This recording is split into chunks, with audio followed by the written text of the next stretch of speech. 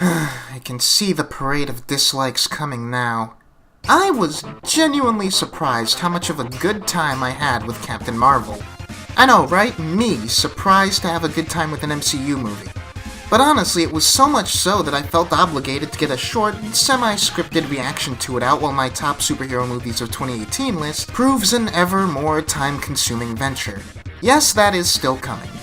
Slight spoilers for that list. A big reason I was happy to like this film as much as I did is that it would have been a bit of a downer to have two MCU films in a row that I wasn't that hot on after Ant-Man and the Wasp.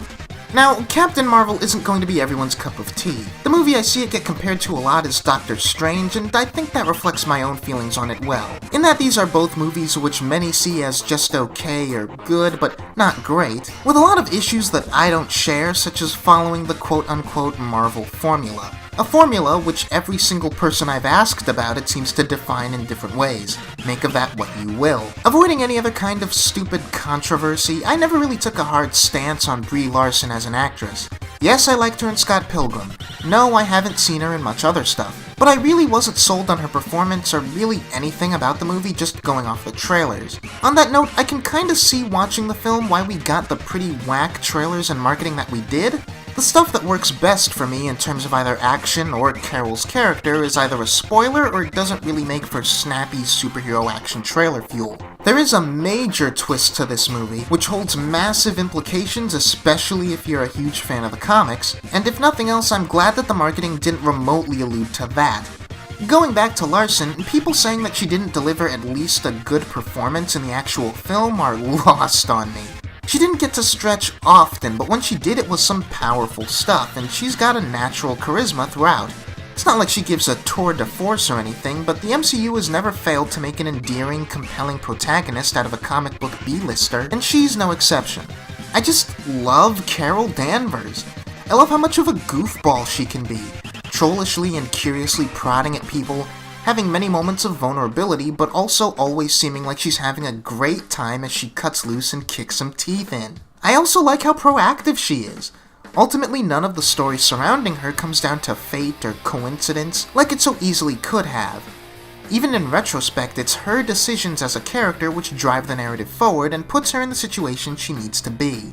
Really, I'm invested in all of the characters, and it's good to see the biggest role for Sam Jackson as Nick Fury since Age of Ultron almost half a decade ago gives the character some genuinely good stuff to work with and manages to forge a bond between him and Carol, which I dig just as much if not more than the dynamic that he shares with other characters he's spent several films with.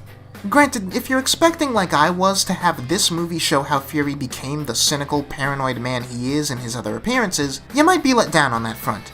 But for reasons I might get into in a spoiler review, it really didn't bug me all that much. Maria Rambeau and her daughter Monica are great to ground Carol and the movie as a whole in a sense of human emotion and earnestness, and really the whole film is kind of an earnest vibe, which wouldn't be out of place in a genre film from the decade this one is set in. The rest of the cast, consisting of Ben Mendelsohn, Jude Law, Annette Bening, Djimon Hounsou, and others as the warring Skrull and Kree factions, are all entertaining and serve Carol's journey well. As far as the origin stories go, Captain Marvel has a bit of an unconventional structure. I can't quite articulate it perfectly, but there's a particular way the MCU origins tend to pace out their story beats, which this film doesn't wholly conform to, and I appreciate that. I also appreciate that despite the grandness of Carol's powers and the wider background conflict, the story isn't another typical save-the-world or universe plot, and has stakes that are, at least in the moment, ultimately smaller and more intimate. The effects are solid, as always, the direction and composition doesn't feel as standard as a lot of Marvel films get accused of, and thematically it's an uplifting tale. The biggest complaint I can lob at it is that outside of a few small moments, I don't think any of the action is gonna have you jumping out of your seat. It's well done, but I don't know if there's that one fight scene in this movie that everyone is gonna go home talking about.